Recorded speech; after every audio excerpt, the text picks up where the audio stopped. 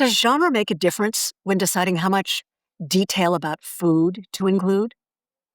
Yes, it certainly does. In cozy mysteries, for example, it would be appropriate to include more sensory details about food, the experiential bits, the aroma of bread baking in the kitchen, the scent of the herbs in the tea. You wouldn't typically find that in other genres, although I could certainly see in memoir that it might be important.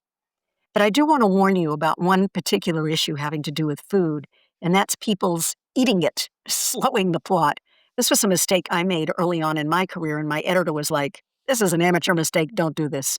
I had them order Chinese food to go, and I had one character nibbling on a spare rib in between making a comment, and then more spare rib, another comment.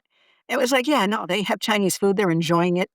Let someone use chopsticks and someone not. That says something about the character. But stop with the bite by bite, play by play. It's funny, right? So there you go. Good luck making those decisions, how much to include and what to include. Tough stuff. I know you can do it. And if this tip had value for you, I do hope that you will like it, you'd share it. Subscribe to the channel, please. It opens up features that lets us make these videos even more valuable for you. Thanks.